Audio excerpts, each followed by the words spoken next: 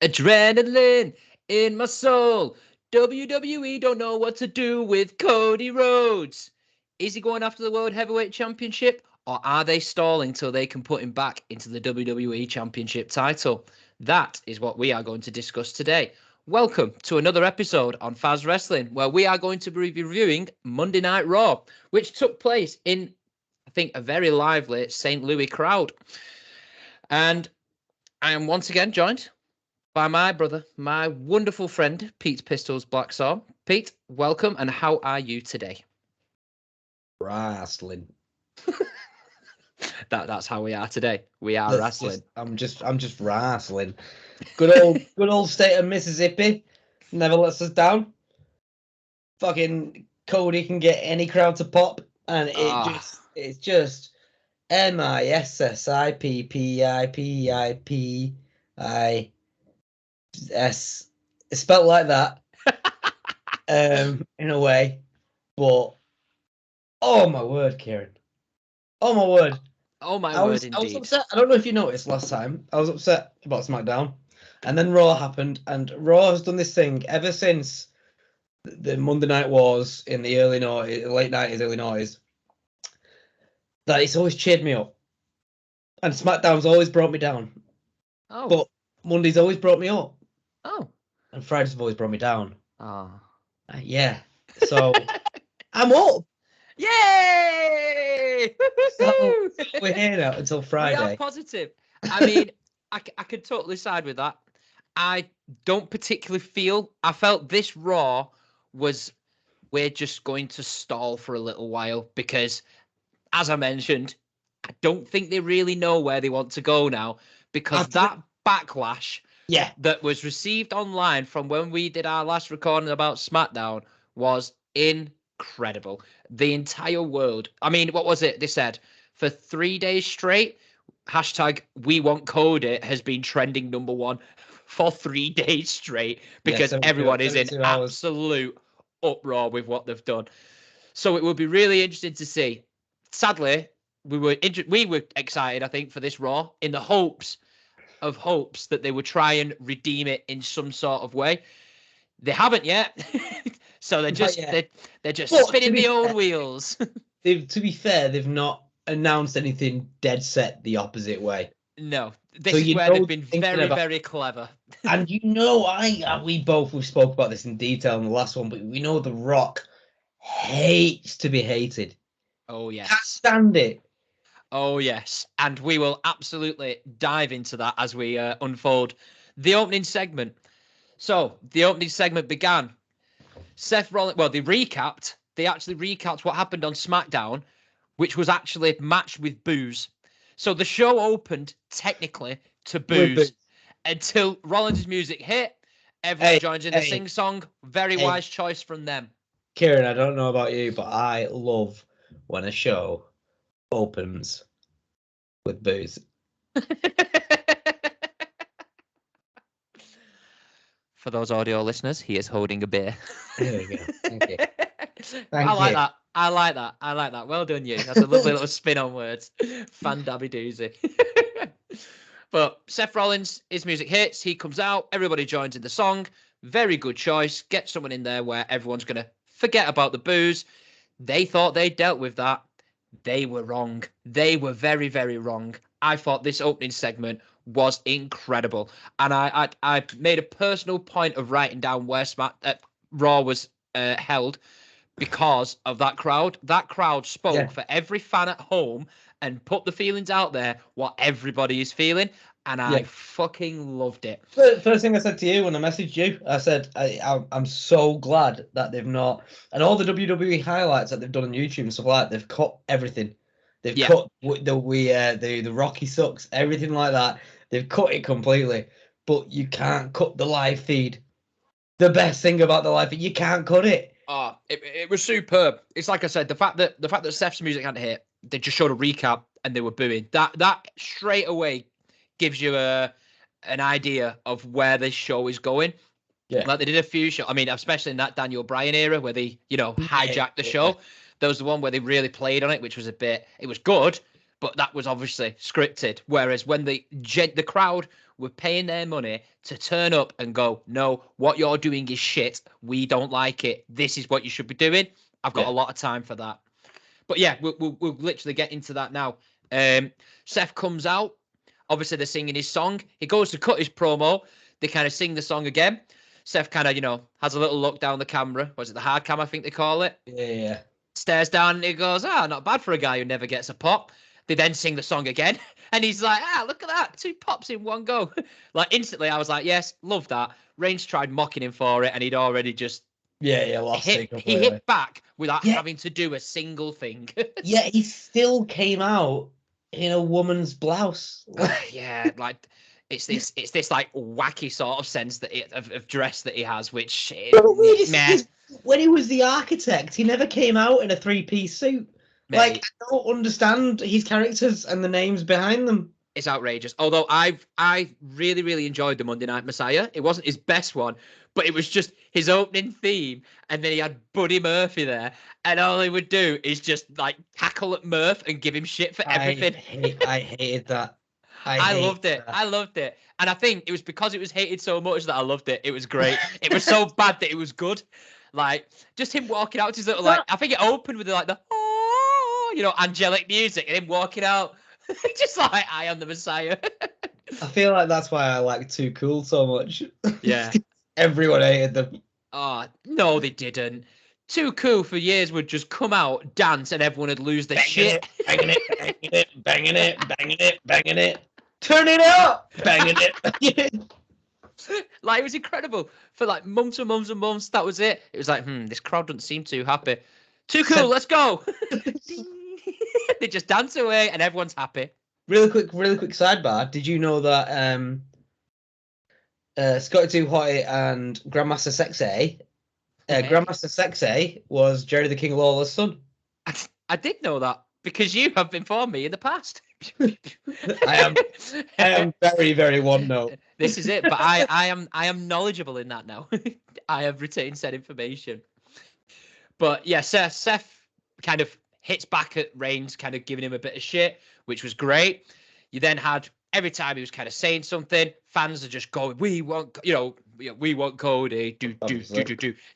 Standard, what you expect. They had all the little signs, and it was all like the little A4 paper ones. So obviously they're just little A4 ones that people have just stood, handed out, snuck in, so they can all do that. Love that, incredible. Obviously, I think he then was starting to touch upon, what went on with Rock and stuff like that. You heard The Rock's name, boo. But the thing, the best was when he was cutting his promo. He's like, I'm here to tell you that the World Heavyweight Championship is the most prestigious title in WWE. Everybody booed. And it's like every time he made a reference to that, they were booing. And then they'd say something like Cody Rhodes and be like, yay! Like, it was uncanny. Like, he was getting put down by the crowd. Well, have you ever said about Cody entering yet? But literally, Cody enters. Yeah, take it from there. Cody got awkward as ball. He got a massive pop, as he would. Standard. But when they started chanting Rocky sucks, Cody got awkward. So Seth's the one who goes, I wasn't expecting that. But before that, Cody's talking and they're all chanting, we want Cody. And he smiles and they say Rocky sucks. And it makes me think Cody's trying to do what he thinks is best for the company by letting the company hierarchy decide what's going on. And now he's in this awkward position of being in between the fans who want him to do it and the execs who want the Vince McMahon thing to be pushed under the rug, so they want a big WrestleMania pop. But it's seen in a completely backwards way because they think Rock, Roman, we can't go wrong. No one will speak about Vince. But it's like, people are going to speak... What Vince did was reprehensible, allegedly. It was reprehensible. So everyone's always going to talk about it. Just give the fans what they want when they watch TV. They're not thinking about the old CEO. They don't care. No. And it is. And it's the classic scenario of, like, any other time, if they said Rock and Reigns, no one would have a problem. It's like, even if they announced that, Rock and Reigns for Elimination Chamber, everyone would be like, sweet, buzzing, nice one, fantastic, that's amazing. Cody still gets a shot at WrestleMania. Should be, and it would be against Reigns, really, because Reigns should be beating Rock. That shouldn't be shouldn't be an option, in my opinion. And then that can lead you to your Rhodes and Reigns match at WrestleMania. Like, problem solved, easy peasy. But they've wanted to do that. Apparently, it's Rock who's really pushed for it. This is on his back. Like, from what I've read/heard, it was a case of when he got signed to be, like the head of board or head or whatever it is of TKO. An exec. Exec, that's the one of TKO. Part of his demands was, I want to be in that I want to be in WrestleMania. I want to be in the main event. I want to be against Reigns. That was kind of part of it. And it's like, come on, mate, you've got to put your ego to the side here and do what's best for the company, which is what everyone is doing, and they're obviously fighting back on it all. But like you said, even with when he mentions it and they're doing the Rocky sucks, like you could tell, like you said, with Rhodes, it was that sheepish look, like you said, where it's like, they're right though. I'm just doing what I have to do. But I'm totally with what you're saying. Seth was like reveling in it because obviously he knows he's got a match no matter what, or whatever's going to happen is going to happen with Seth. He might drop it to Cody or whatever. He doesn't know. But Seth was like, "Oh, I didn't expect that," and laughed it off. Cody looked sheepish, man. He looked like he didn't want to get involved with it. He just like kind of like, guys, come on. Yeah, like I think Rollins' comment was genuine though. Like I don't, obviously that was it was unscripted. You weren't to know that. So I genuinely think when he was like, I didn't expect that. I expected everyone to come out with hate for Rock. Yeah, but I mean, you couldn't intertwine that into the promo, into the script or whatever to anticipate they're going to do that. There's certain heels, certain characters. You know what people are going to do. I don't think so. I think that I genuinely think that came out and he's like, we'd have heard a lot of things. But I don't think they'd ever hear, and I think that's understandable. How often would you hear people in today's day and age, if The Rock returning, people not liking the fact The Rock returns? Again, like we said, if it was any other time with the WrestleMania, people would be popping for it. They'd love it. But because it's not, there's that backlash. So to actually hear fans, and it was loud, it wasn't just one or two. No, it was loud. It was a lot of heads saying that, of literally Rocky sucks. And in Seth's face, I could say it. I thought, I might be wrong, but I thought that was really genuine of him to just be like, fucking hell. Like, there's a lot of things I expected to be said, but I didn't expect to hear that one. Well, it was just so bizarre. Like, that brings me nicely to Michael Cole's comment, which was perfect commentary. And I'm glad the commentary got involved rather than subdue it, rather than address something else as a chance of going on. You're hearing Rocky sucks for about a minute and a half, 2 minutes, and Michael Cole goes, is it 1996? I just thought, brilliant. Yeah, when he was Rocky, not The Rock. When he was Rocky, it was just it was fantastic. But the fact that everyone's acknowledging it, and then I'll let you lead on. But then Drew's the Scottish Warrior, that music. Oh, so you don't. So he's asked to make a decision. Cody's asked to make a decision. What's it going to be? We're not pussyfooting around anymore. I just need a yes or no, and then. Before he can give an answer, what happens, Kieran? You hear the da da da da da da da da da da da da, and out comes Drew. And honest to God, like I just want to kind of pipe in there before. The best thing was where he's like, Rollins is like, this championship is the best. Boo. Yeah. And I am the best. And I want to be beat. You know, I want to face the best to prove that I am the best.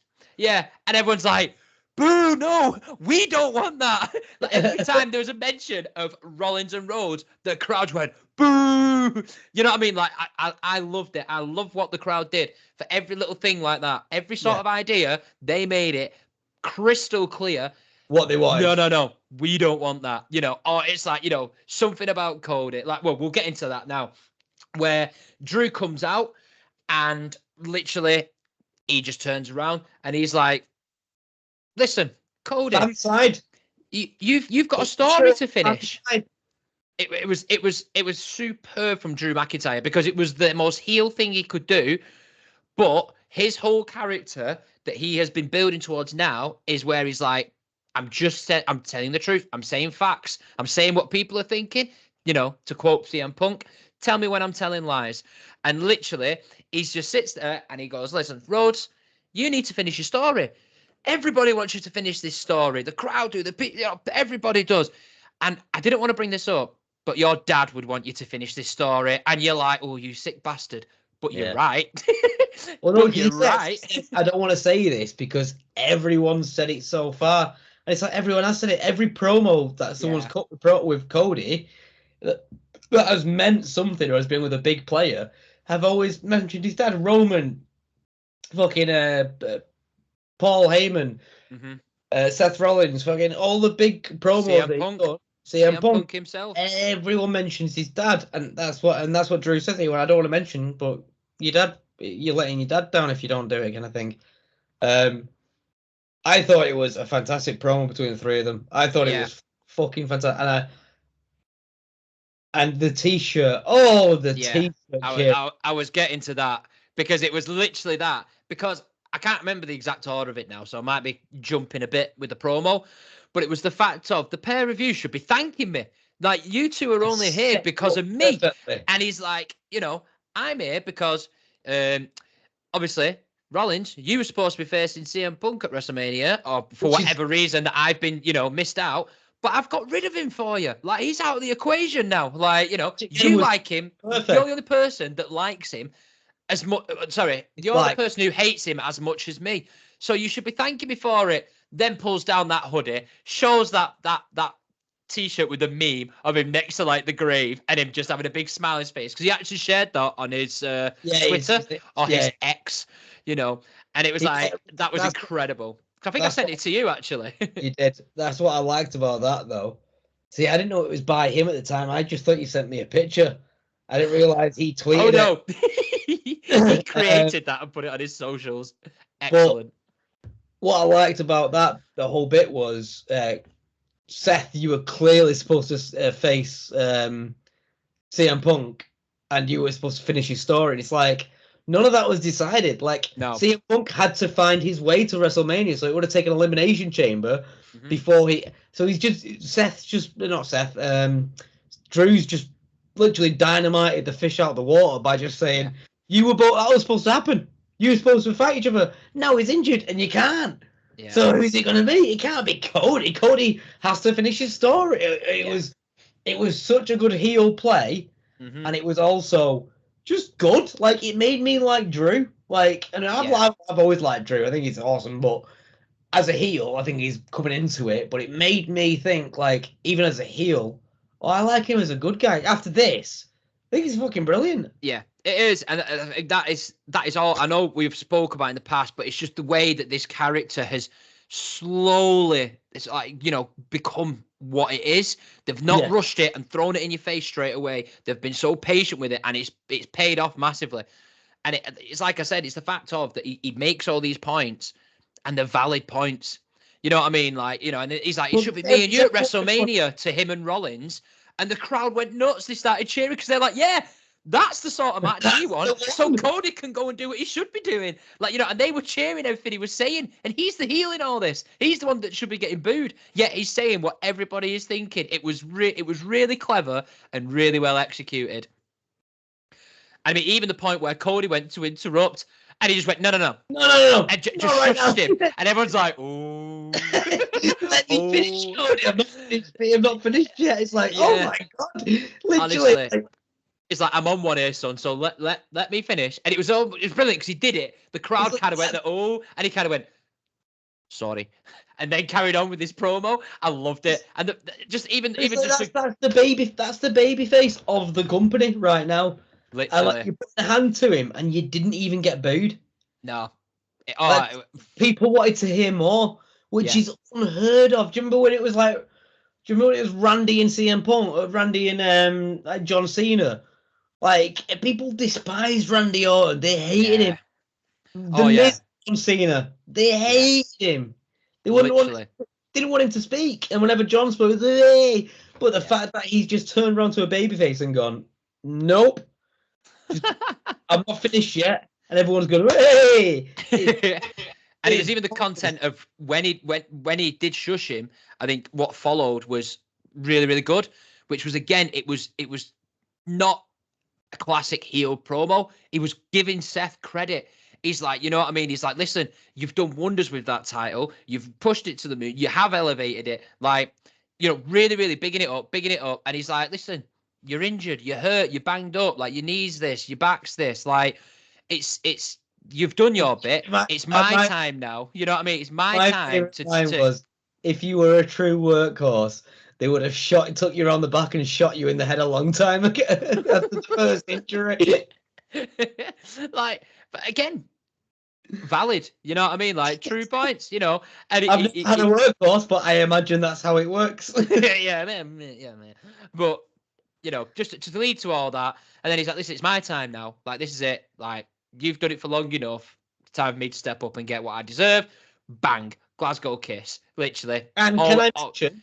Always love that move. Can I just say the less than half a dozen times that I've complimented someone or a partner of mine, let's say, about how good they were, whether it be the personality or in bed or whatever, and then I've noted them straight afterwards, I've never had a positive response. This is it. So yeah, maybe we're doing it all wrong. maybe we should just follow the life of Drew. Never done it in a Scottish accent though, so maybe that's. I'll try that later. Brilliant, for God's sake. Here we go again. But yeah, so goes for that, does the Glasgow kiss, and then Rhodes kind of just throws him out the ring, and that wraps up the segment. Really, Drew knew what he was doing. It's that ruthless side of him, I think, where again that's part of that character development where he was showing not remorse, but if someone was like injured or they were struggling, he'd kind of step back and give him a bit of a chance. Whereas now it's like, no, I couldn't give a fuck. I'm going for you no matter what. And that's like, it's that attitude mentality that has really come out. Sami Zayn last week, wasn't it, when he accidentally low blowed him and then just messed him up afterwards. Yeah, had the opportunity, so he took it, and that's where his character is. It's very early noughties Edge. Yeah, it's got that little bit to it in it where you're just a bit like you're not taking any chances. There's no, I can't think of the word. Slide. Like I said, I wouldn't say it's slide though. It's ultimate like opportunist. No, we are just quoted Edge, aren't we? Yeah, right. He looks like in another world he'd be described as an Adam Copeland. In another company, I reckon. Company, yes, not world. That's what I think. I see. In another universe. Universe. But yeah, that wrapped up that. I thought that whole segment was amazing. I thought the crowd participation elevated it significantly. Like, I think obviously the actual content was good, but I think the fact that the crowd was so into it and putting their opinions out there made that. I thought that was a 10 out of 10 little segment. I really do, because it was everything you wanted it to be.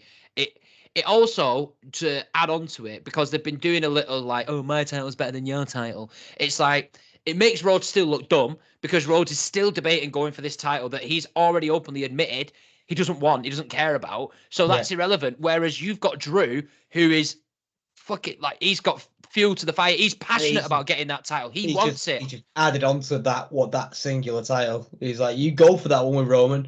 No one cares. His family gets involved, and whatever happens. Yeah. Whereas he's obviously, Seth said it was a Hollywood title, and he said, well, your family gets it. Well, yeah, whatever. I don't want that one. I want that one. That's the one that I'm vying for. Yeah, and I think that elevated that. I mean, it's still obvious which title is more superior, but it made it more important. It elevated it to an extent, and it was clearly Gunther's, isn't it? Like, do you know what I mean? Well, he's definitely fucking. Well, yeah, we'll get into the slow down, Gunther later. But yeah, I just liked that for Drew. It's a big deal when all it is at the minute is Rollins and Reigns arguing, saying, no, yours is shit. No, yours is shit. So the fact that there's somebody who actually cares about it and is passionate about it, I think is good. I think he should be getting that title, because I think that is the next step to push it a bit further, to make it more important. Drew, after that segment, Drew needs to hold that title. A heel needs to hold that title next. Yeah, I agree. I think he'll do a complete 180. I hope it does. I don't know what's going to happen with The Rock, but just my quick thing is that a complete 180 in the way that face whoever it be, it's got to be Cody, but whoever it be, he's going to hold. It can't be The Rock because it just can't be. He's going to hold the Universal Champion, and a heel is going to hold the heavyweight. Yeah, it's got to be. Yeah, I agree. I think that works. It's always tough to have two face champions and two heel champions at the same time. It offers you that different dimensions of the good guy going for the title, the chase of beating the heel, but you've also got the other side of it of the good guy holding it and the heels finding their way to get into the picture and XYZ. I think if they're both the same, it can get stale and hard to differentiate if you're doing similar storylines and whatever. But I agree. I think that's the way to go. But yeah. Are they going to do it? That's the question. It all will be revealed. Like I said, this does get mentioned later on, but we might as well drop this in here whilst we're on topic. Before we do, tell you what would be a great segment in the next few weeks in a Raw or SmackDown, the live hearing or prosecution, and then following prosecution of Vince McMahon. Live on air, just like they did the live wedding of Triple H and Stephanie when he spat in her face and he called her a whore, and it was like, oh my god, that's happening, no way, in 2006. But this time it's for reals. Yeah, I think that might eclipse the PG tag that it has on Raw and SmackDown. Detail. I think they might do. I think there's every chance that could happen. It would be very difficult to have a court hearing about the certain things that went on, but not talk about the certain things that went on. How wild of a storyline would that be? Oh, Vince McMahon. And who tells me that wrestling isn't real? It is real, damn it. Oh, superb. I came into the company and I thought that wrestling wasn't real, but as soon as I got shat on my face, as soon as Vince McMahon fed me, why are we talking like Nia Jax all of a sudden? As soon as Vince McMahon fed me to John Laurinaitis and Brock Lesnar, I squashed them.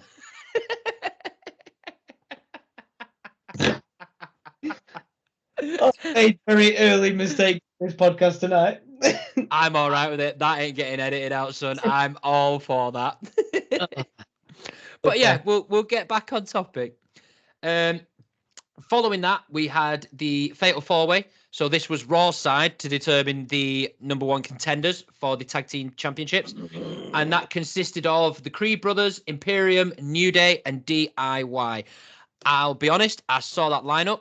First of all, I was amazed that Miz and Truth wasn't there. But that's obviously because they're still telling said story. Yeah.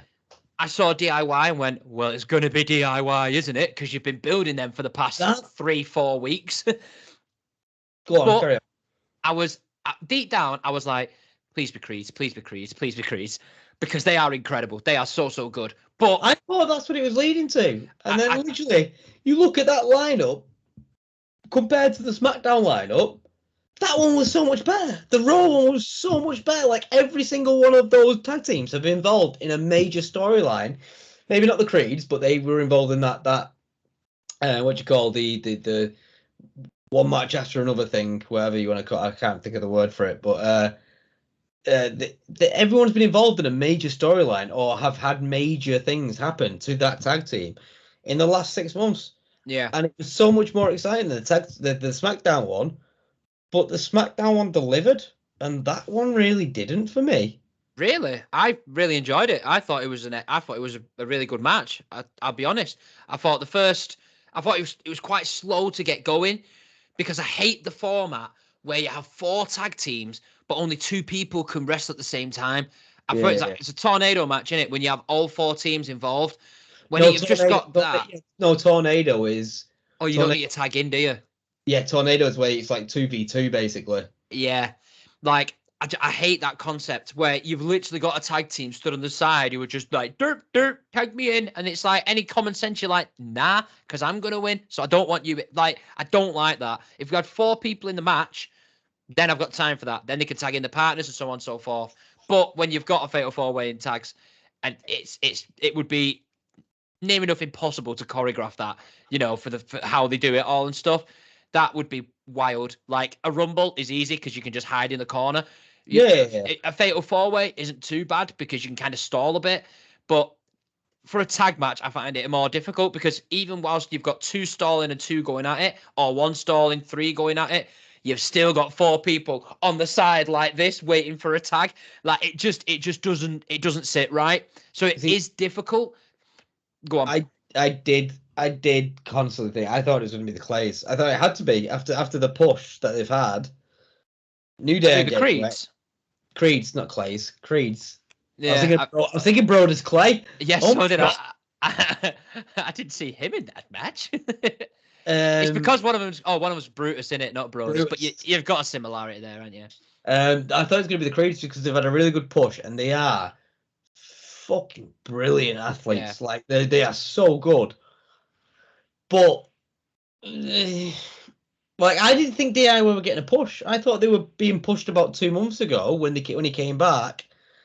And then they reformed, or maybe that was 4 months ago. I don't know how long ago that was. And then they had the whole thing with Imperium, and then it slowed down. And then obviously, in recent weeks, it's all been about the Creeds. And New Day have had thing. Creeds haven't been on telly. Creeds haven't had a match in weeks. It's literally been DIY. DIY every Raw have had a match, and they've been winning every match. So you know that they're pushing them. Like I'm sure they had I think they had a good match with New Day at some point. They had a match with Dom and JD.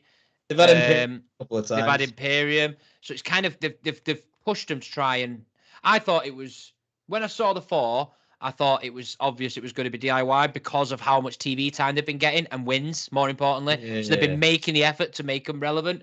Whereas Creeds, they haven't been on telly for the past few weeks.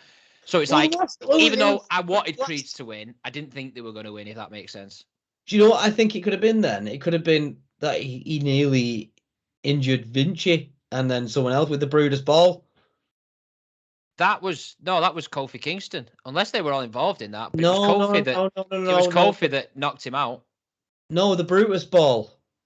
The special, the Brutus ball, where he jumps off him. Yeah. Yeah, he's done it dangerously to 2 people where he's landed on them. Vinci was one of them when they were against Imperium. And it was in that tag match. That what do you call it? Tag ladder thing where you beat one and then you go to the next one. Yeah, I know it's on the tip of my tongue, but I can't remember it.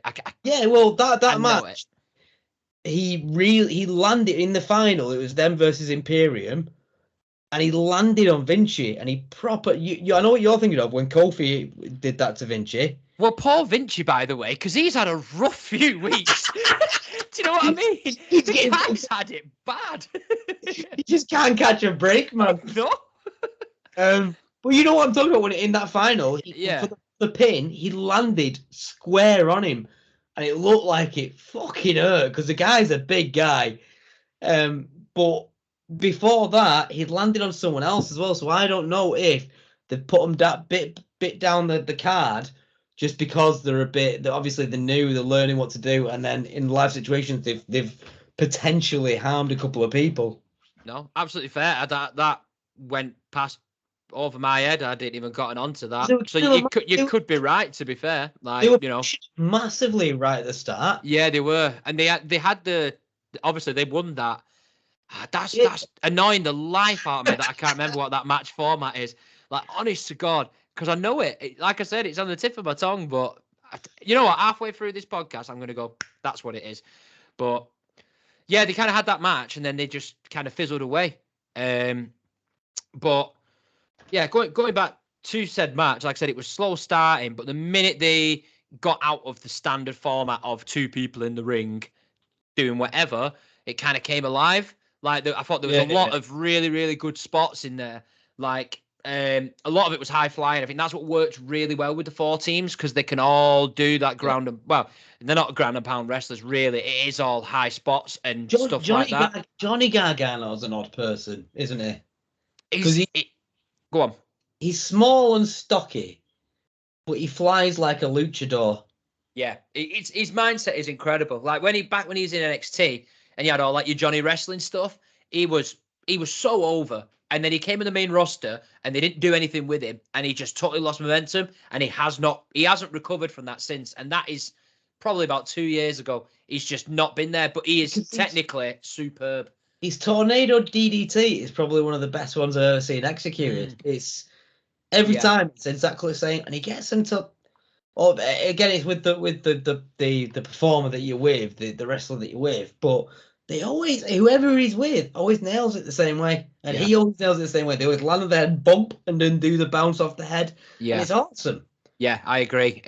Really, really good. And it's like that. It's like Ciampa as well is technically superb. Like the pair of them, like DIY again, back in NXT was so over. Like the pair of them were so over, and they unfortunately got lost in the Vince McMahon era transition of NXT to main roster, where he tries to change a character or he just doesn't give you a push or anything like that, and you flounder. You know what I mean? So they're trying again with this tag, which, like I said, as a tag, I think they're getting there. Don't think they're over, but they're getting there slowly but surely by just doing what they do, which is wrestling well. Like putting onto that, Ciampa doing his white noise off the turnbuckle into everybody outside of the ring. Really, yeah, lovely little spot. Like really like that. That was a good spot. You had the Creeds as well. I think. So you have Brutus and Julius, and I think Julius is the one he's not like the stockier one, where his athleticism is outrageous, which I will definitely touch upon a little bit later on. He had his standard one where he just runs up the ropes to the turnbuckle and then flips off. I mean, that was prior to the white noise. You then had imagine how painful their mum's birth must have been. Each one of them, two of them. If they weren't cesareans, that's a hero. She's in the Hall of Fame. Yeah. Could you imagine at the fucking Hall of Fame ceremony before WrestleMania, and it's the Creed's mother because her snatch must be massive, limping on in a wheelchair, but legs still apart because she can't close it yet. It was worth it. I love them dearly. Pray there's not a strong gust because she'll take off like a hot air balloon. Fucking hell. I think we've just hit our newest low at Fast Wrestling.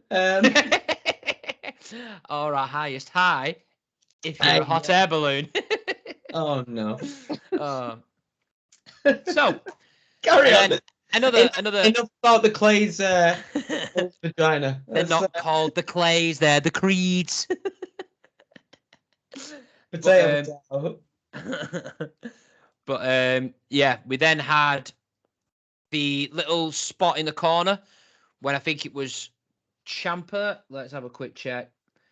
Ciampa was at the top, and then New Day came in to give him a power bomb. No, that's what it was. Imperium went up for the double suplex on Ciampa. Stalled. New Day came in to do the power bomb. Obviously, always a nice little touch when you throw that into any match, really, when you've got three moves going into one. A lot of time for that. That was good. Literally after that, Creed brothers just went off. Like, again, when I was mentioning about Julius Creed, when he must have done about 5 suplexes with a kip up in between each one, to then do a double suplex into the kip up whilst Brutus had the ankle lock in. I tried to say all of this to you about their athleticism the day when they did that match that we can't remember the name of. Where the ladder, they keep climbing the ladder. Because he did about 8 suplexes within the space of 45 minutes. And the guy's huge, and they did the Brutus ball 4 times. Yeah. To obviously to win one each match or 3 times, whatever. The guys, and you could see by the end they were both gassed. But you look at some of them and you look at some wrestlers and what they can do in a 30 or a 10-15 minute match.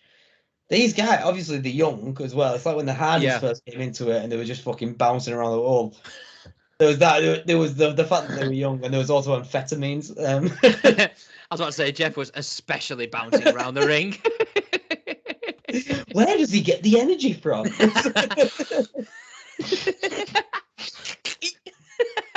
I don't know. Down.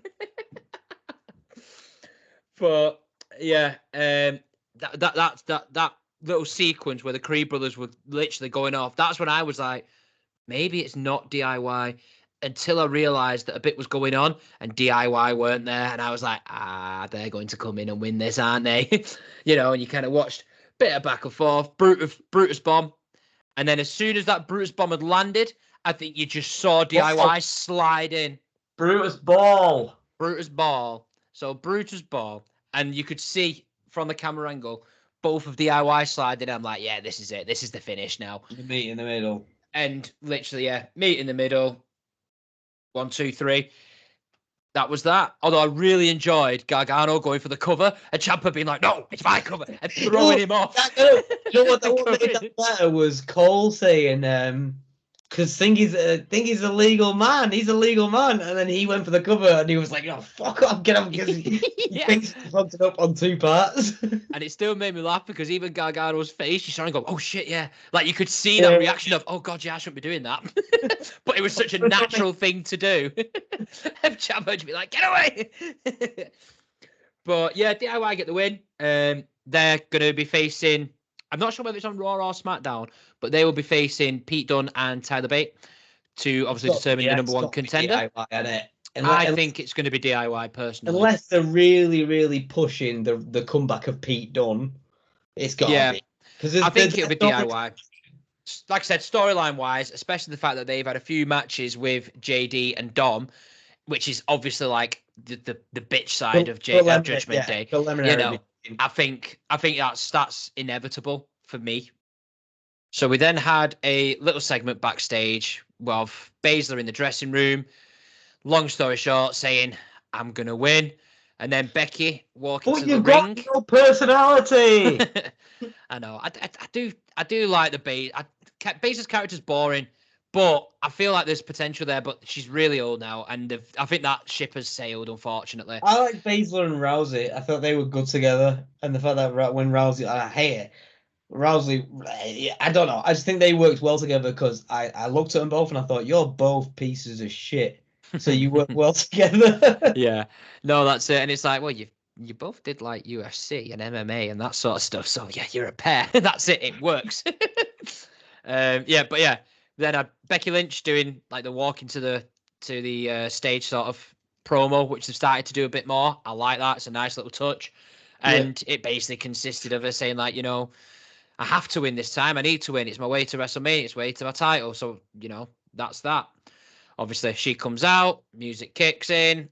Off she pops to the ring for the match with Lynch and Baszler, which I did kind of like that. They kind of had a little promo. I wouldn't even call it a promo. A few words, and then straight into the match, rather than where they do the backstage promo for a match in an hour and a half's time. You know what I mean? Sometimes I do like that. Just this is what it is. This is why I'm doing it. Here's the match. Just that nice, quick format. I think it works well. I like this match. I didn't think there was many great spots in it, but I like anything that sets up Becky Lynch. I love Becky Lynch. I hate Seth. I don't know if that's jealousy or anything like that, but I feel like that's how it is. And I wonder if they dressed their daughter like a boy or a girl. Oh, well, I can guarantee that if that child isn't a wrestler, I would be amazed. Like, you kind of know that the pair of them are probably going to push that like there's no tomorrow. But yeah, I thought it was an all right match. I didn't think it was anything special. I didn't think it was shit, but I didn't think it was great. I just thought it was pretty bog standard. Baszler, sticking to her, I'm going to tear you limb by limb. Like, Baszler's boring. Standard. Like, she is bland. I think technically she's really good, but she's the character and all that. Like, the gimmick is good, but she just doesn't make it work. Just like Stark. I don't know why Stark was given that Ripley shot, because she's got nothing on the mic. Yeah, I think boring. Yeah, I think that's just because she's still a rookie in theory. She's still early days for her, and that again, technically good, but the character's not there. But the character may come good. Give her a bit of time to develop. But I agree, she's very bland. There's not a lot there to it. And Baszler just reminds me like an older Zoe Stark. They're both they're both stacked. They're both like they know what they're doing.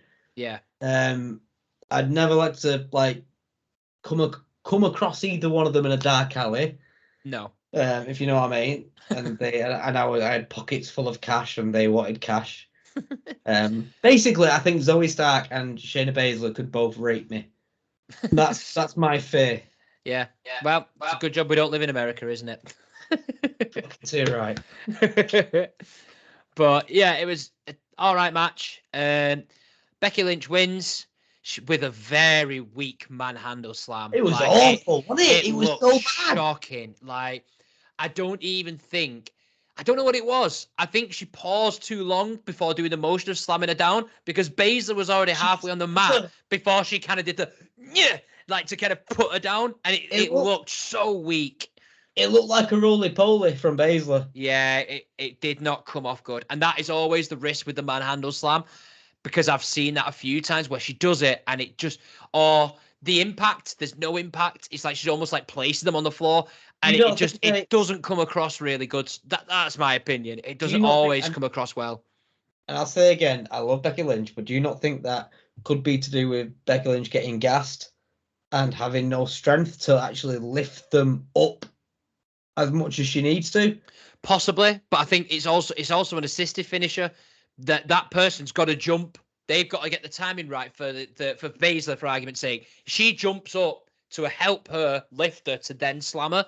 Whereas if you don't jump, you're just pushing them to the ground, and it loses it. Like, certain people can pull that off and make it look good.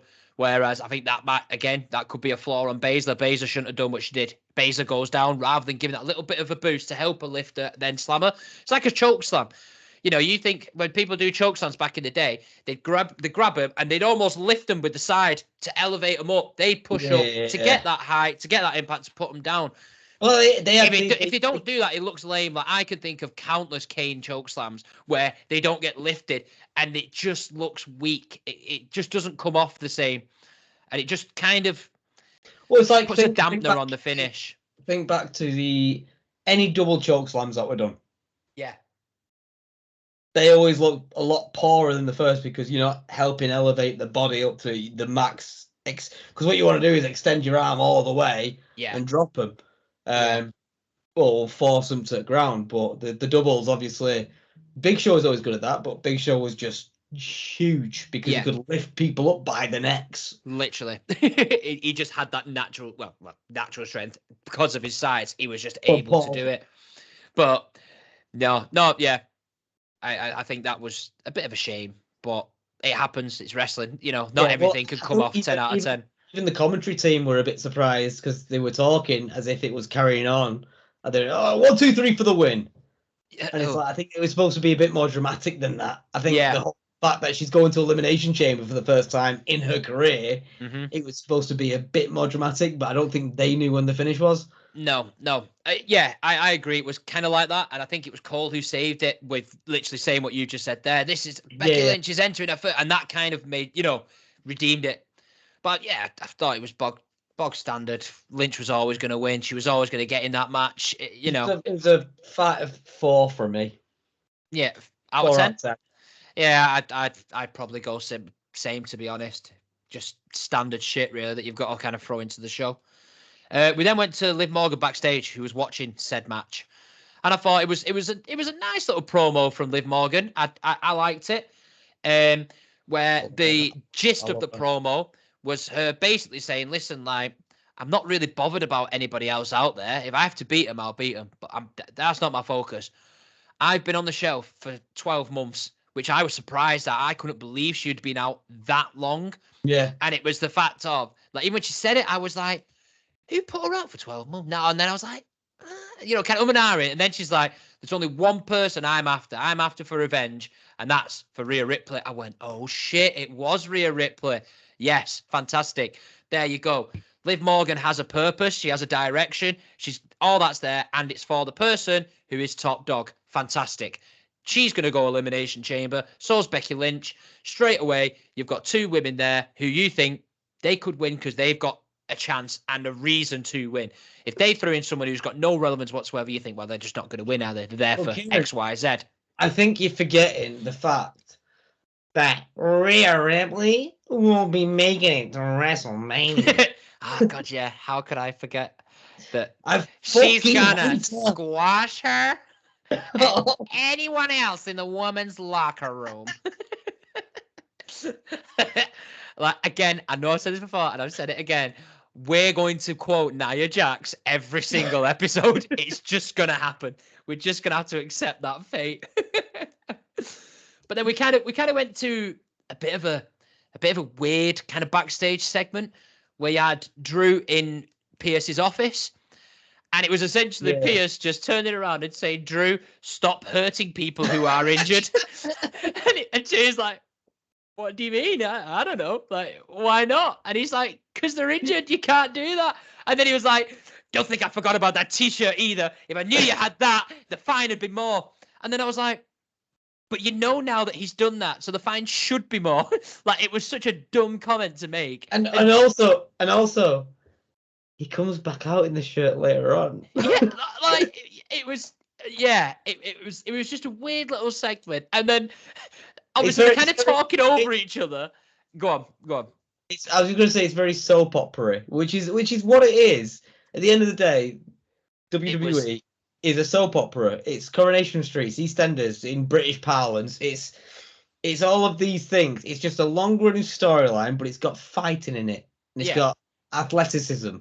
That's the only difference. But the main thing is, like, I've had my partner Becca stare at me so many times when I'm watching something, especially like in the Bloodline section. I'm like, oh my god! I remember when the Usos turned on each other, and I went, Becca, you'll never believe it. I was like, Jimmy Uso's just betrayed Jey Uso, and he was gonna win. He was gonna beat his cousin Roman Reigns, and she went, "The fuck are you talking about?" Like, oh, yeah, fair enough. I said, hearing myself back, it kind of reminds me of when my mum used to talk about Holby City or Casualty or Coronation Street, and I'd be like, Bernie, get a grip. Like, it's not real. Just calm down. See, that analogy, that's how I always use that to literally, like, you know, obviously we're at that age now, and if you turn around, you're like, yeah, I'm into wrestling. Oh, wait, do you know it's not real? I'm like, no shit, of course it's not. I was like, do you like Coronation Street? And they're like, oh, it's all right. Oh, it's not real. Like, can you believe all these shenanigans happen on one fucking street in Manchester? Do you know what? Like, do you know what though? I mean? The odds are raised in ours. Like, someone says a bad line in Coronation Street, they might get sacked, they might get fired. Craig Charles got sacked for doing heroin whilst he was doing Coronation Street. You know what happens when someone does heroin in our business? Someone gets a broken neck. The stakes are raised. The stakes are higher, man. Literally. But it is, I'll always use that analogy to kind of compare it and justify. I'm like, I'm not watching it because I think it's like a real sport, like, you know, like UFC, like, of course it's scripted, but that's what it is. It's a drama, you know. I know it's stupid, but it's my stupid. It's our stupid. Yeah. It's what we want. It's what we enjoy. Let us have our stupid. Exactly. This is it. But I mean, I must to kind of come full circle now. I must admit, you said it's like Coronation Street acting. God, it fucking reeked of Hollyoaks acting because it was so bad to watch. I hated it. And then they started talking over each other, and then Rhea's music hits, and Drew's like, you know, look, Rhea's coming out, and he's like, oh, I didn't know about that. She's not supposed to be out till later. Oh my gosh! Like, you know this. What was that noise? Oh, Drew, I've got to go because Rhea shouldn't be here, and I'm just like, come on, like. It just seemed weird. It all tied in, but it seemed very weird. I didn't really like it. Listen, guys, I'm a 30-year-old adult. You better treat me as such. But honestly, like, it was, and it was like, yeah, I just didn't like it. But then obviously, we then you get your shot against Nia Jax. Now get back in there before anything else. It's literally that. It's just so. Before anything else could happen. but it was great. Nia Jax is here. That's right, bitches. I'm back. I do. I think I realised that I really enjoy doing the Nia Jax accent, and I think that's why I keep doing it in every episode. That deep down, I like it. It's quite fun. But Rhea comes out, as we've established, and she kind of just has a little bitch fit in the middle of the ring about how she wants to fight Nia Jax now. Pierce comes out, hence why they had that little segment back there. I am so angry. No, you shouldn't be here. This isn't good. And whilst he's giving her, like, saying this, like, nope, I'll tell you what I'll do. You can fight Nia Jax at Elimination Chamber. How about that? And Rhea's like, yeah, all right, yeah, that sounds all right, yeah. And then Nia Jax's music hits. She comes out. Pierce is like, no, Nia, now's not the time. She just shoulder barges him. She's like, fuck off, mate. Not asked. I'm going for her. They scrap. For some reason, Pierce decides to get up on the ropes and be like, right, I can stop this. Again, Jax then bounces into him and he goes flying. What was that planned spot for? Because that was a planned spot. Yeah, just... But I don't understand what the significance of it was. The fact that she can push a man to the ground. I think a lot of people knew that already by looking at the size of her. Literally. Like, I think I might be wrong, but I think what they're trying to go for, storyline-wise, is that Pierce hasn't really got control of the show, even though he's running the show. But a lot of it is like, no, people's egos are doing whatever they want, and he's a bit all over the place. Like, they had like a little segment last week of just random people like pestering him, this, that, and the other, and him trying to sort it. And then I think you had like Jinder Mahal rock up and be like, let's have a meeting, get talk in your office. And he's like, yeah, okay. Like, it was just all very all over the place, erratic. So I think they're trying to push that and it's leading somewhere. I don't know. Otherwise, I can't really understand what they're going for or what the end goal is. I just don't. I don't get it. Because no, I don't really get it. I mean, that's a possibility, but not everything has a purpose. I mean, fuck me, Nikki Cross has spent 2 years wandering around staring into space, not wrestling, and there's no follow-up on it. That's just what she does. You know what I mean? Like, apparently I heard on, I don't know if it was last week's Raw or the Raw before, there was a match going on. Nikki Cross was just walking along the top of the stage staring in space. I didn't notice that. It was one of those kind of back things that you notice if you're eagle-eyed. And I was like, okay, whatever. Like, do you reckon she's the defecation bandit? Mate, honest to God, I have no idea at this point. That would, you know what, I'd take that because that would at least be a reason, a purpose, a storyline for Nikki Cross. At the minute, it's nothing and it's just pointless. She's been brain dead for so long because she's just mired by these memories. Literally, like it could well be. It's bizarre, but yeah, because they've never played on it. Like when her head came out the pumpkin. And Chelsea Green. Chelsea Green. Like, and then when she was in a tag with someone else against Chelsea Green and Piper Niven, and she just stood there, and then she just walked off. Yeah, it's. And they did it a few weeks in a row, and then they never covered it again. I forgot about that. Yeah, it's bizarre, and I guarantee that it'll happen again, and nothing will come from it. Like, I just think for shits and gigs, they're just like, go on, Nikki, go and have a wander. Just go on. It'll be your time soon. Just go and stretch your legs. Keep yourself relevant. Maybe maybe Nia Jax like did a move on her, and she's genuinely mentally like brain damaged. She squashed her brain, and now she can't think. I squashed your brain. And now you're retarded. I don't know. It's baffling. But the segment ended with Jax coming out on top, doing her annihilator, and stands top, and then heads to the back. So obviously that is confirmed for Elimination Chamber now. I think that's the first match that's officially confirmed now. She went back to the barn where she sleeps. Literally, just went back to squashing. But yeah, this was when Cole, I think I mentioned it before, that Cole kind of dropped in the little nugget of Rock and Roman isn't confirmed. It looks likely, but it's not confirmed, which was like, ooh, you little shithouse. You kind of just say maybe, but maybe not.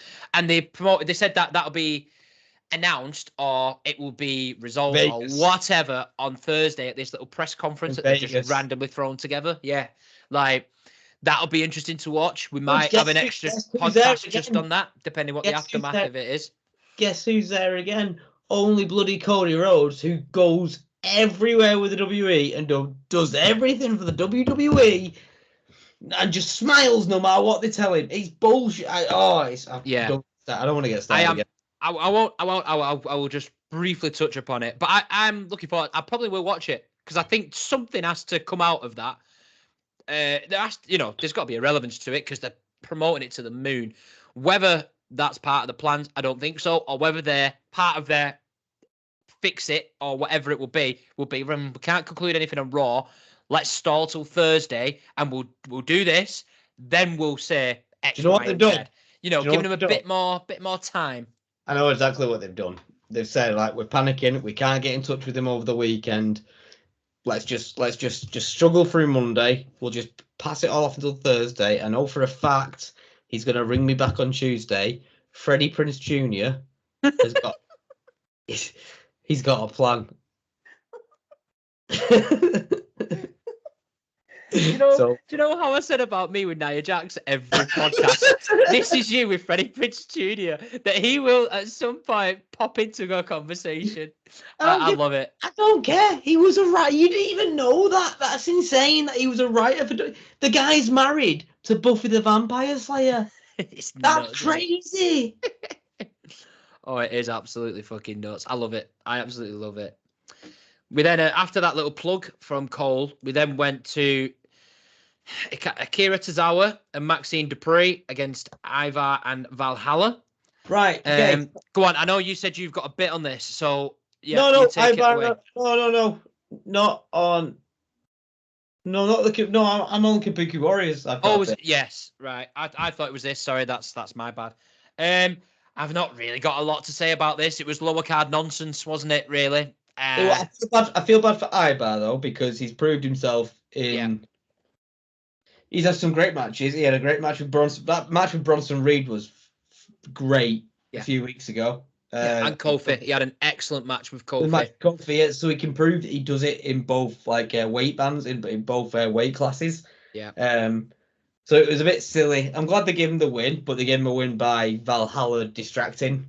Well, no, it was kind of full circle. I'm hoping this kind of closes that chapter because Ivar lost a match last week to Tozawa or the week before when Maxine stood on the side and did a little dance and distracted him, whereas she then tried it again. Valhalla then countered it by attacking her. Then Ivar won.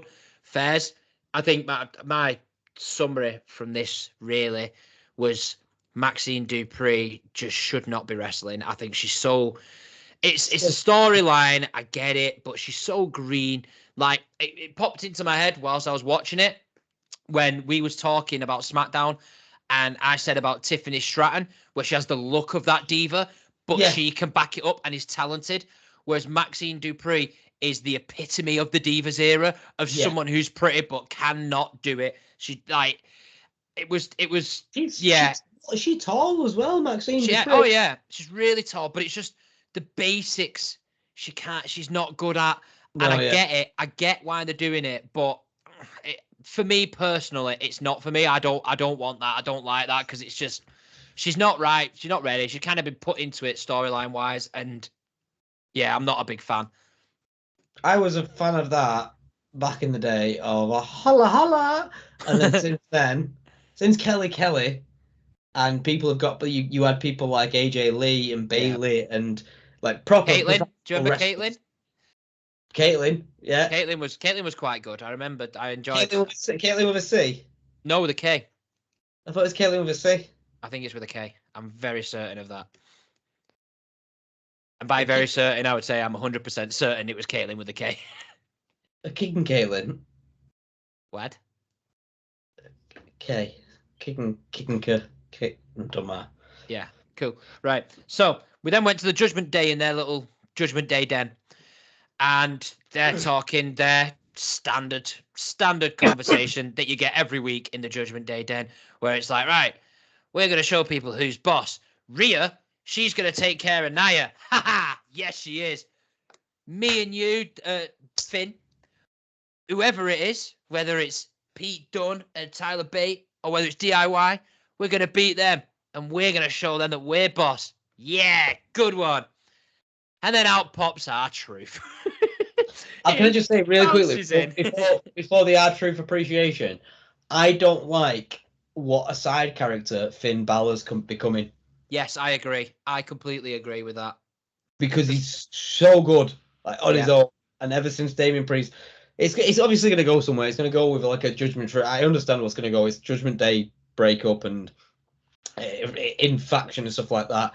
Yeah. But Finn Balor right now, he's not been given any mic time. Like in the last 4 weeks, in the last month and a half, 2 months maybe, he's been given no mic time whatsoever. It is, and I agree. I think Judgment Day, their tier system is so fucking obvious. Like you've got JD at the bottom, you've got Dom above him, then you've got Finn, then you've just got Priest and Rhea at the top, and it's them two clashing. It's like them two are leaps and bounds above everybody else. They don't even clash because that would make for good airtime and good storylines. But they just do they've got their own separate stories going on. Rhea's not been with the Judgment Day in the last. No, but they have digs. They have digs at each other. That's definitely been happening in the previous few weeks, where Priest have a little dig at Rhea for doing something. Like oh, I thought you were getting the job done. You're not getting the job done, and she'll do likewise with Priest. Like they are having little digs at each other, little stabs. But yeah, Finn Balor's not being used to what he is and how good a wrestler he is. Yeah, that's why way back, probably about a year ago at SummerSlam, when it was him and Seth, he was the focus. But then obviously it was a case of he's had a lot of the focus. Then Priest won Money in the Bank, so it's like, right, we're going to push him a bit more. Well, he started fair, Finn but you can Balor still started the Bullet Club, man. Yeah, the iconic Bullet Club. But yeah, I agree. I think they need to do a bit more with Finn. But no, they're not really doing an awful lot.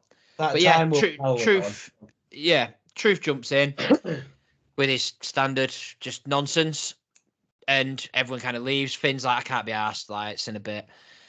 Priest just stands there and he's like, you know what, Truth, just do whatever the fuck you want. Like I'm past caring now.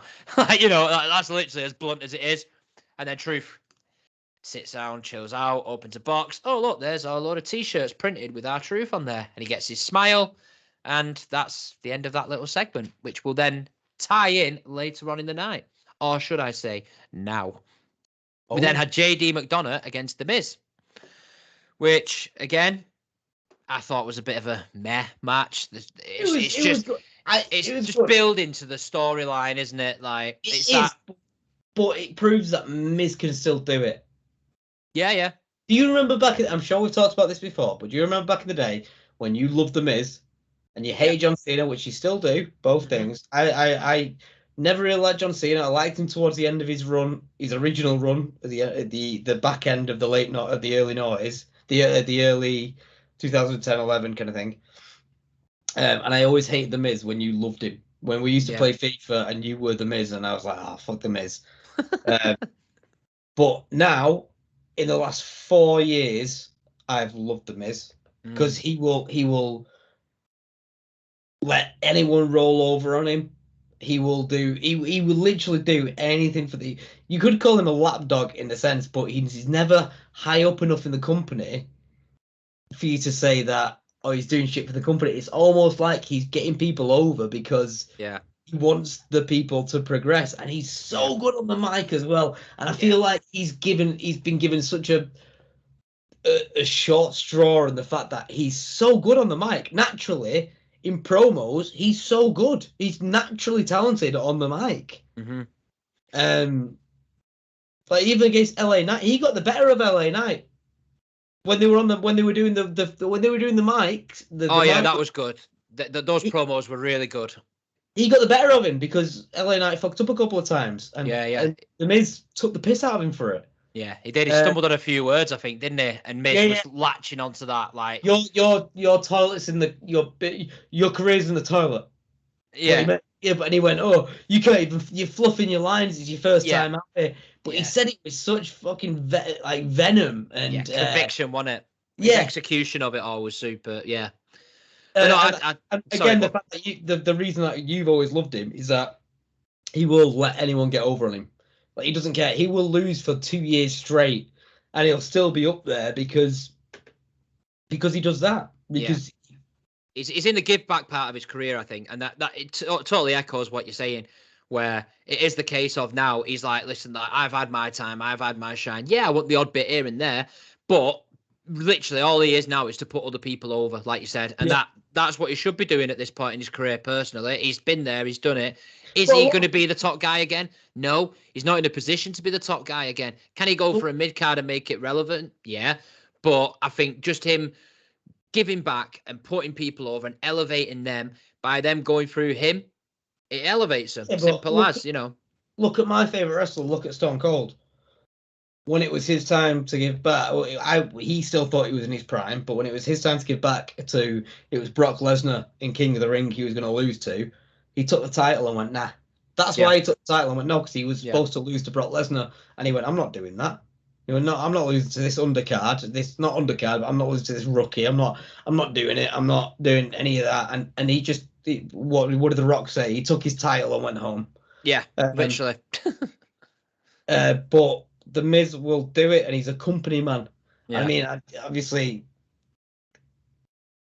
I will always appreciate The Miz for that. I think he's a very, very loyal. Not that Stone Cold wasn't, but Stone Cold knew that it wasn't the right time for him to go down. That's exactly what it was. Yeah. But The Miz has just let everyone tell him what to do, and he's done it without fault. Mm-hmm. And he gets screen time every week. Yeah, he gets money every week. Literally, I agree. I totally agree what you're saying there. I'll always have a lot of time for Miz, but essentially the match kind of builds up to the conclusion where Truth Music hit. Everybody pops. Shirt. Out he comes. He's got t-shirts. He's going through the crowd, handing all of them out. The main turning point of the match was when he, from the crowd, decides to put a shirt on Dom, and obviously Tom and Nick. Literally that was in my head. Puts it on him, but his arms don't go through, so he can't move. Miz then kicks him. Truth's like, goes on to Miz. He's like, what are you doing that for? He's like still accidentally helping Miz without realizing it. Still all very confusing. A bit. I'm not too keen on that side of it. But we're getting to the point. Miz. That's what everyone wants, isn't it? To see him back up with Miz. Yeah, but because of his character and just being a bit of a loony bin, like I don't know. They'll get there eventually, but it's these sort of bizarre things where I don't particularly enjoy them as much when it's a bit too scatty like that. Yeah. It's a bit too dumb. Do you know what I mean? Like, again, if you showed this to your mate, they'd be like, that's just stupid. And it's like, it is kind of stupid, actually. It's called wrestling. It is, The end of the match was JD on top, and then Truth hops up on the side, says, oh, JD, here's your cut of all that money that you wanted all these weeks. Where JD, being the dumb heel that is like, oh, yeah, gee, thanks.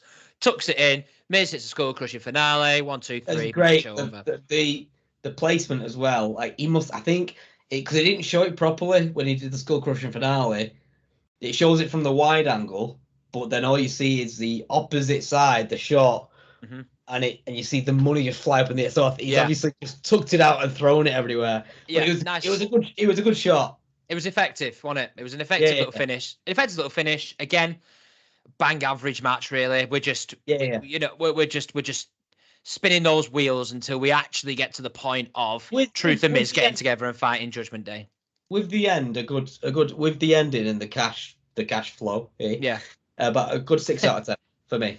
Easy. Yeah, I'd probably look towards a 4 out of 10 again for that. Really, I thought it was meh. We then had a little mini segment, essentially Pierce talking to Bron Breakker about his contract, so that again keeps you guessing over what Bron Breakker's going to do. I thought there was a reason for this for the next segment, which we'll get into, which was Gunther's 600 days as Intercontinental Heavyweight Champion. So I thought the purpose of them showing that with Pierce was that Bron Breakker was going to be the one to come out. That's what I thought the reason for it was. Right. Because it seemed very random to put that in there, then drop to Gunther. Then to follow on with what the segment consisted of, Gunther saying, doesn't matter how many days it's going to be. Could be 600, 700, 800, 900. I'm not going to lose. I'm the best. I'm the number one guy. I'm the best of all time. I ain't losing this. So we don't need to celebrate 600 days because it's never going to end. Can I just, did you have to pause it to have a quick wank, or did you just do it there and then? I knew that was coming. I didn't need to do any of that. I was in awe. I was just stood there mesmerized by how great it was. I was sat down, but then I stood up and just, you tell them. But yeah, all that sort of stuff. And then this was when he kind of went, the good old, nobody's worthy to challenge me, blah, blah, blah. And I was like, it's going to be Bron Breakker. It's going to be Bron Breakker. That's where my head was at. I was adamant it was going to be that. And then Jey Uso's music hit. And I was like, no, but I'm okay with this as well. I'm very happy with this. And I know, again, we've spoke about this in the past, but I literally wrote it down again. The reaction for Jey Uso is insane. The minute his music hit, everyone goes nuts. Like, I think it's so good. I think for a guy who the past few weeks hasn't done an awful lot. Yeah, he beat Bronson Reed last week, but he's been really quiet. But he can come out and still be that. He still can have the crowd on his side like that. That's a bit of a gem. That's a rare breed, that, because some people goes off TV time, they're not relevant, and he can still be relevant and popular. It's because it's raw emotion. It's raw emotion from everything that happened with the Bloodline, and every single time Jey is in front of the camera, that's what I've always said to you. Jey is such a better actor than Jimmy. Like, Jimmy's good. Like, they're both great athletes. They're both all of that, but Jey invokes, like, it's the almost cry, like when he was talking to Jimmy and Roman and stuff like that. It's the almost crying, the passion that he's speaking with, and it's like, oh Jesus Christ. It was the constant emotional battles he was having with himself, wasn't it? Where he's like, I want to do what's right, but I can't do that to my family. And he played it perfectly. Played it to a T. It's for me, before you even go any further about this, next IC champion is Jey Uso. You reckon? He's going to be one to take? I mean, I'll be honest with you. I do hope so, because I want Gunther to free up that title, because I do want Gunther to move on to bigger and better things. And I also feel like Jey Uso is very deserving of it. Who do you think it's going to be, though? Like, I thought about 3 weeks ago about the IC, after we had our last chat about the IC Championship last week, about who it could be. Obviously, I wanted the Miz to win. I think I just wanted Gunther to lose it, which I know you fucking hated. But I thought it was going to be, what it's called, the Mini-Me Kurt Angle. Chad Gable. I really wanted Chad to win it. Mm-hmm. I kind of wanted Miz to win it, because obviously the whole thing that he did with I made the IC title what it is now. Like, I brought it back, which is right. Mm-hmm. And then I was thinking, after our chat, who would I say could take it off and carry it? And it was before KO was in his feud with. Oh no, it was during KO was in his feud with Logan Paul. Before Logan Paul. Austin Theory and the Aussie. Yeah. So I thought I had two names, and it was Jey Uso and it was Sami Zayn. Mm-hmm. Which again, I can't dispute either one of those. I think both of those are valid, deserving, and they're both deserving as well. Yeah, like I would rather. I think if I was in that position, I would rather Sami Zayn get the world heavyweight. I want him to get the big one because of all that work that he's done. But I would be happy for that, because I think because of this run of Gunther's, it has to be a big monumental sort of win, which is where I think that does swing me towards Jey Uso, because he hasn't won a singles title. And imagine that, WrestleMania, you've got Gunther, Jey Uso beats him, wins his first ever singles title on the grandest stage of them all. I think that's perfect booking. That's good booking. That's good work. I'm all for that. Do you not think, as well, that'll be first night main event? Ooh. See, I don't know, because they back themselves into a corner because of the Rumbles. But that will be just like the Gunther and Drew match, or the Gunther and Sheamus match, or the Gunther Drew Sheamus match, whichever one fouled at WrestleMania. That will be one of those where it happens halfway through the night and it's the match of the night. I think 100% that would be match/moment of the night. I think the only reason it won't. Yeah, that was the slap night, wasn't it? You what? That was the slaps match, wasn't it? Yeah, where they were all doing. Oh yeah, it was just fucking good wrestling. It was just brilliant. I think Jay and Gunther could produce a really amazing match together, and I think it'd be a shame if they let Gunther walk away with it. I really I do. don't think they will. I think you're absolutely right. I think that's where I think he will lose it. But I know that Gunther can't go to Elimination Chamber because of like visa issues or something. So his next pay-per-view is WrestleMania. So if they could build this all the way to WrestleMania, I hope he drops it. I hope Jay wins. Like I genuinely, I think that would be perfect because then that is everything up to WrestleMania, and then you've got whoever Rollins faces, whoever comes out with the title. Gunther is in your main event scene instantly then. And then he should be pushed. He should be on every show. Blah blah blah blah blah. Like that. That's his step to Yeah, top guy, and it I just, pushes I just, Jey I just, Uso to a top guy. Like yeah, I just 100%. think I agree. All for it. after saying about the Miz, and then we haven't was having that mini argument about me thinking the Miz deserves to win it and stuff like Just a that. debate. Just a debate. That's why we're here. It's a mini argument. Whatever. Believe me, we have I have them all the time in this house. But Why? Jey Uso is young. He's young. He's being built up for it. He needs to start somewhere, and it's not going to be at the top level because you've got so many top athletes now. Yeah. Well, top names mainly. Yeah.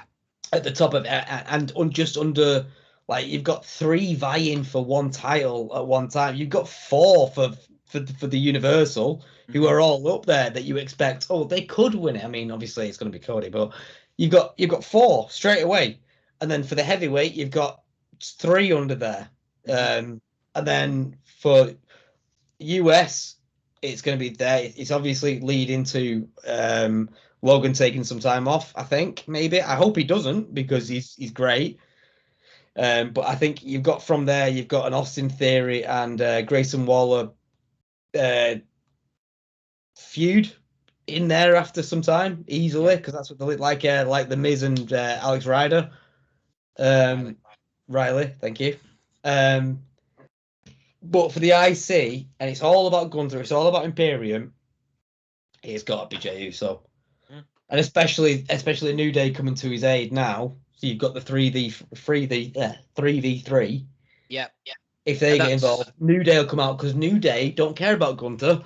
They just want to take care of Imperium because they're the ones who've done damage to them. I think they've set up that perfectly. I really do. I think it's got to be Jey Uso.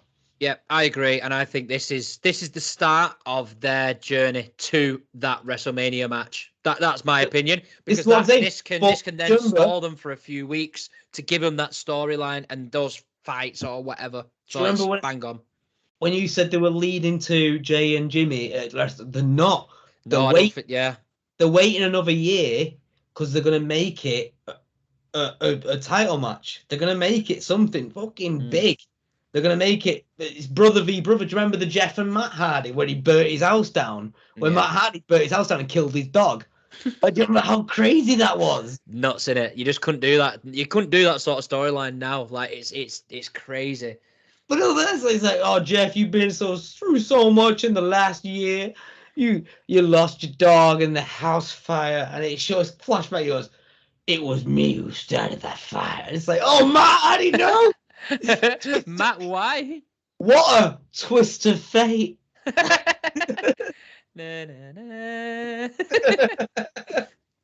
Fantastic.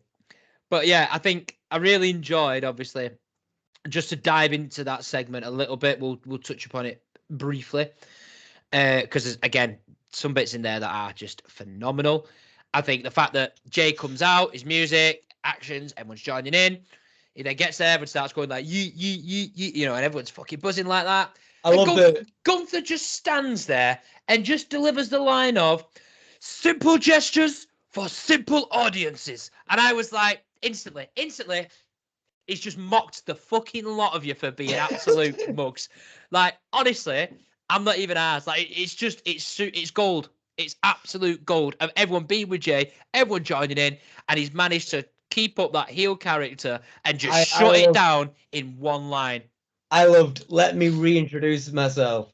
My name is Zeus. I loved that.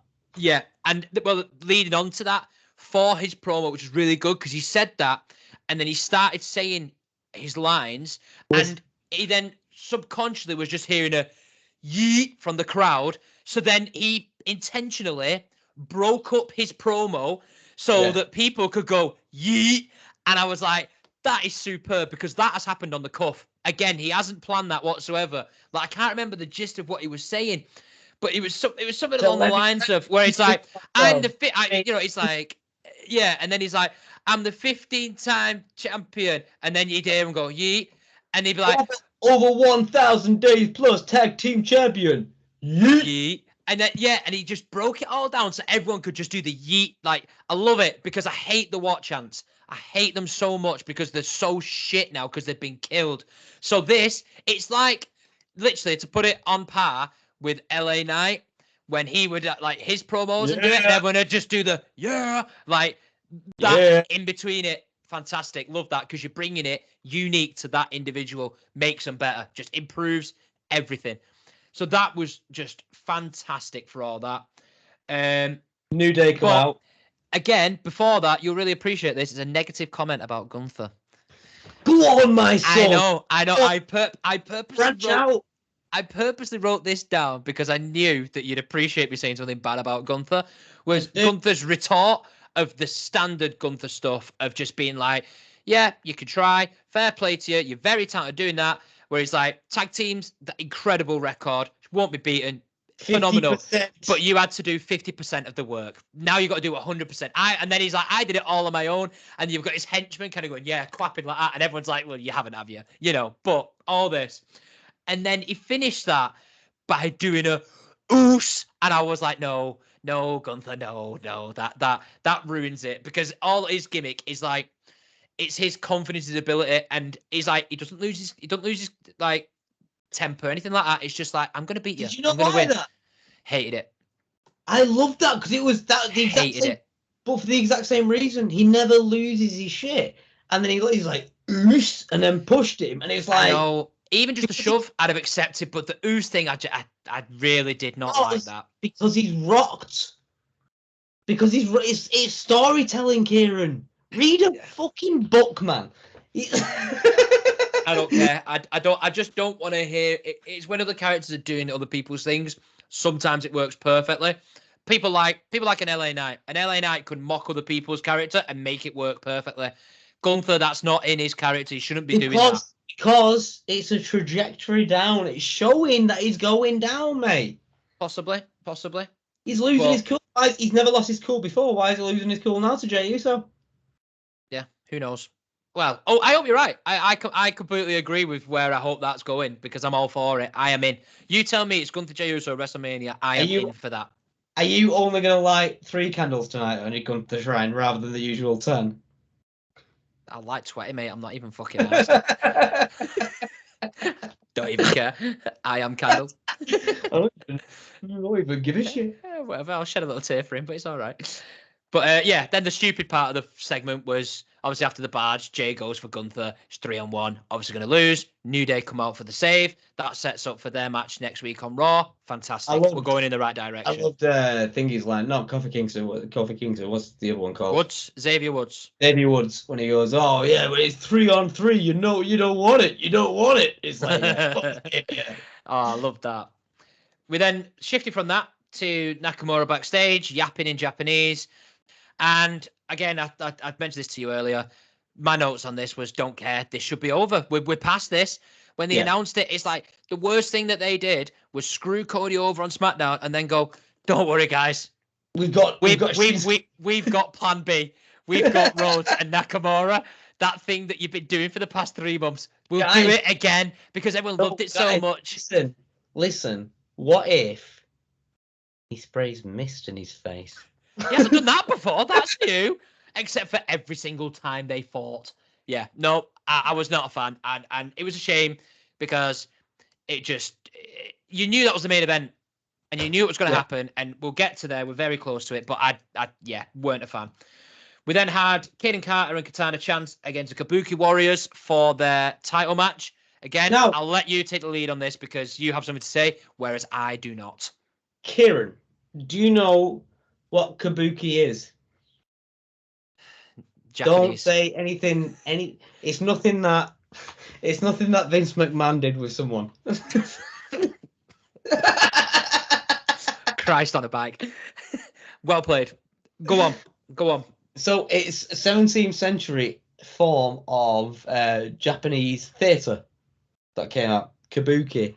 Now, also, if I just click on a certain link. Now, do you know what kabuki syndrome is? No. It's a deformity. Okay. That is, I'll just click on this link again. They have distinctive facial features, mild to moderate mental impairment, and growth problems. So, I have decided that I am a kabuki warrior.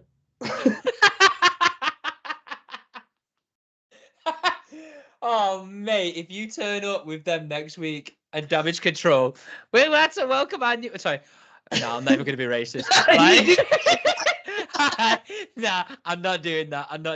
But the newest member, and you just rocking out.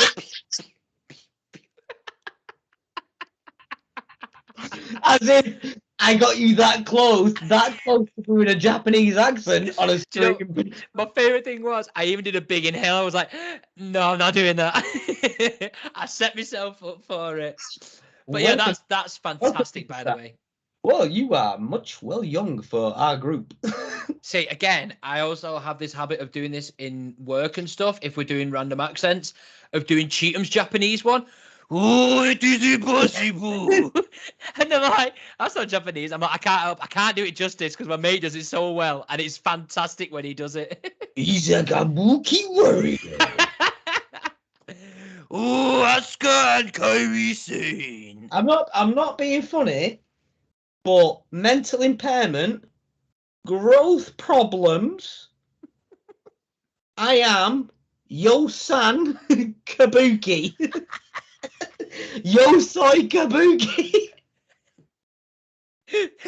I am here for it. Listen, you've got your number one fan right here. I am absolutely for that. Fair play for you for putting that little segment in there because I really enjoyed that. You're welcome. The match was about a 4 out of 10, though. If that, I'd say about a 2 out of 10. I thought it was so fucking boring, and Kabuki Warriors were always going to win. Like, it's just one of those silly matches that they kind of have to get out of the way because there's always if the champions lose, they get a rematch. So that was their rematch, dusted off, right? Cinnabit, they're going back to irrelevancy. We then had a nice little segment with Sami Zayn, where Sami Zayn is just sat in like a empty stadium. You've got Jackie Redmond, who happened to have just strolled upon Sami Zayn, sat inside an empty stadium, just gazing into the distance.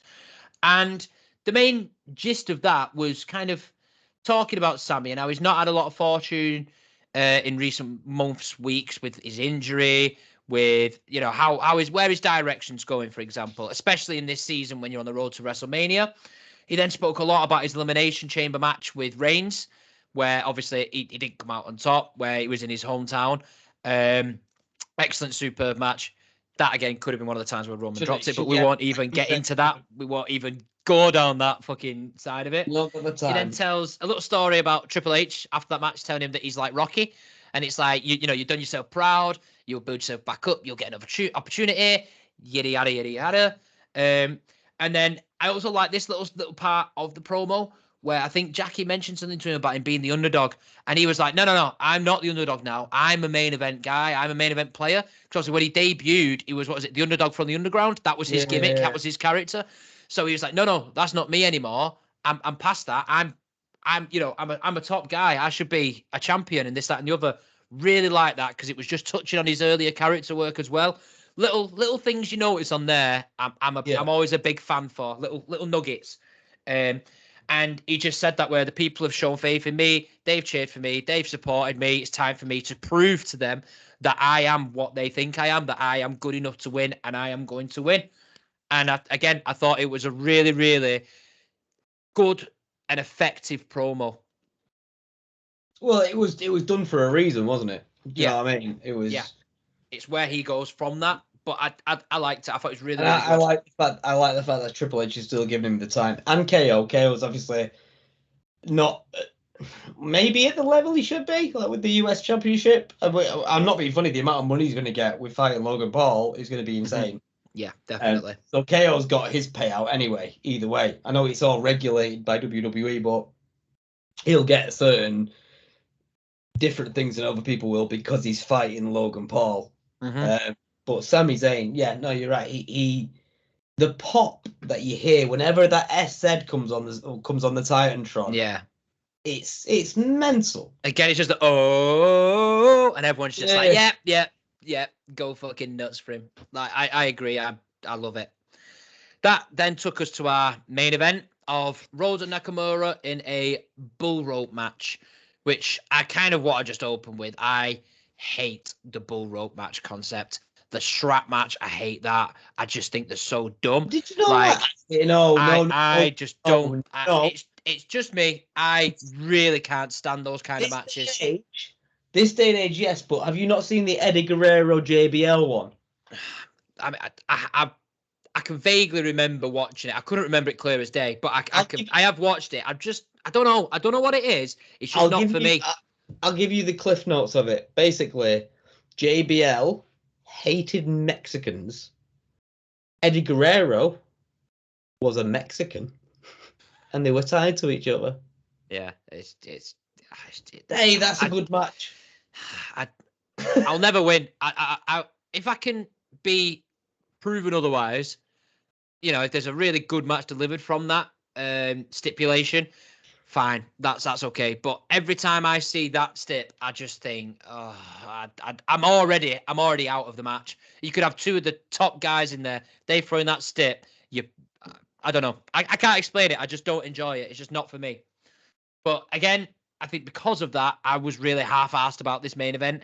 Didn't really pay attention to a lot of the detail. I kind of was watching it, but I was also sifting through Facebook at the same time, if you know what I mean. I was a bit like, meh. What annoyed me is it's just another thing where they've gone, oh, it's one of his dad's matches. Yeah, and didn't they let you know about that? It's like we've done this far too much now. Like, if you're gonna stick with the whole dad thing, then why introduce Rocky?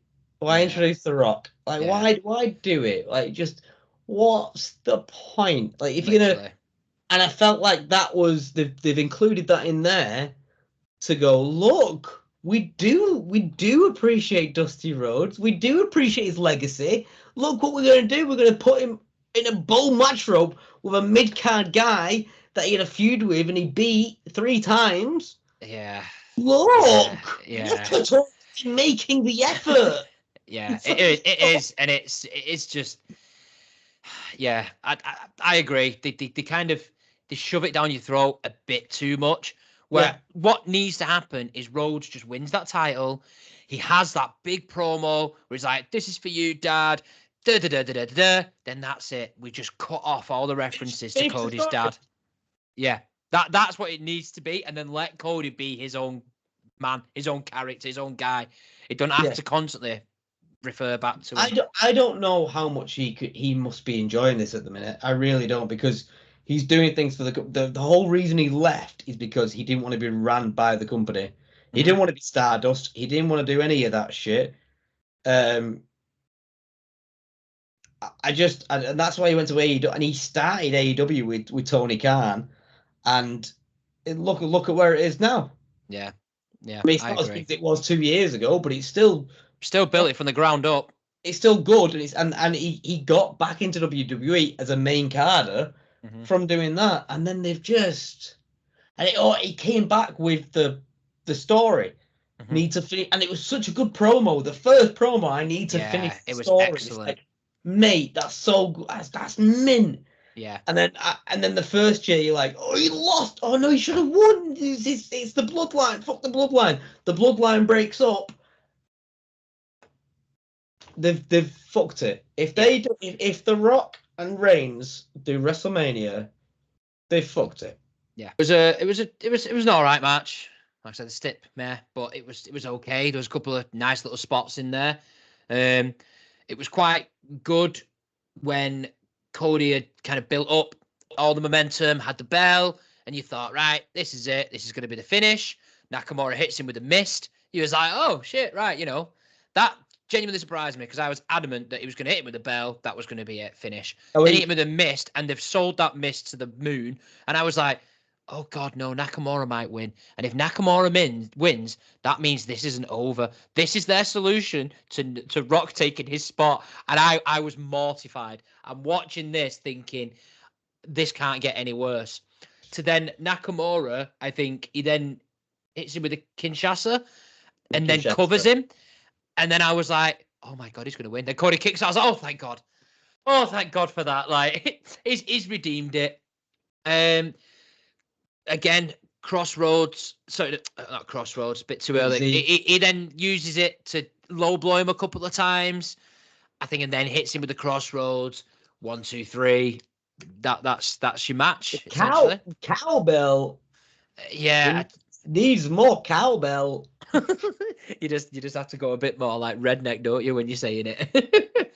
But yeah, that was the match there. Yeah, fairs. It did grip me with that bit when I was pretty concerned that Nakamura was going to win, but they redeemed it. Cody won, and then they showed the classic. They started talking about the press conference actually, which it should build to the end of the. They talked about it all night. They talked about Las Vegas all night. They really, really plugged it, didn't they? Which makes you believe something big's going to be announced there. Well, I thought, oh, it's Elimination Chamber on Thursday.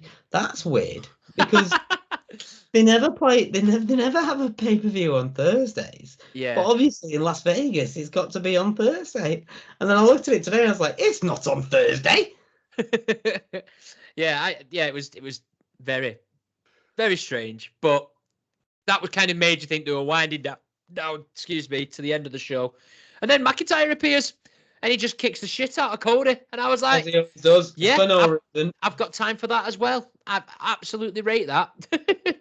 And he literally twats him, gives him a claymore, Drew stands tall, and that's how Raw comes to a close. So it's again, Drew with his purpose. He thinks Cody is going to come in and take his main event spot against Rollins. Nah, not on Drew's watch. Should I? No. No, you don't, wee pal. That's not happening around here. Yeah. But yeah, that brought Raw to a close. So it kind of then dangles that carrot of, are they going to go down the route of the triple threat? Is something going to happen at this press conference to, I don't know, make it so that Rhodes goes back into the championship? Are they going to triple threat Rock, Reigns, and Rhodes? Who knows? I feel Thursday will give us either some answers or some guidance to answers as to where they're going to go with all that.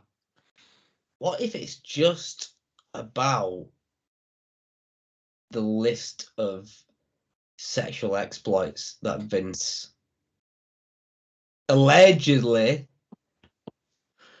performed? I don't think it will be. I don't know what more I could possibly add to that. No, it probably won't be, but imagine if it was. That'd be cool. Just imagine the scenes on Toast. You know what I mean? But yeah, that wraps up Raw. So yeah, it'll go to Thursday. Should be very interesting to see what happens there. Maybe it might drop something if something significant happens. If not, it'll probably be SmackDown when we next meet. So have you got any closing thoughts, any final words before we call it? Wrestling. Final word. Didn't even need words. But yeah, if you've stayed for all this time, thank you for watching. If you can give us, again, just a like, comment, subscribe, share, something just to kind of promote us a bit. I did look at what the previous videos are on, and we're on over 20 views, which I'm quite impressed about on those videos. Lovely. I'll be honest, I thought we'd only hit like 5-6 people. 19 of those might be me.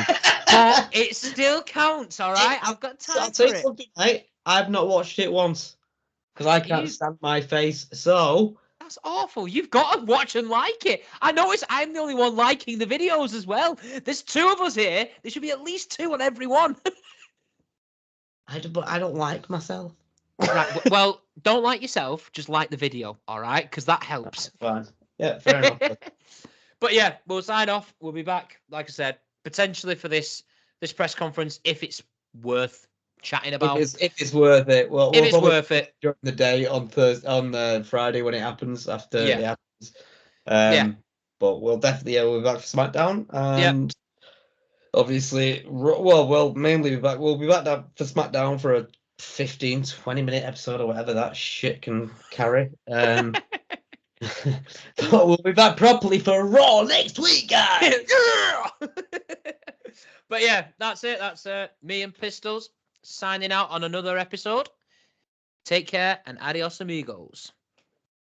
Bing bong.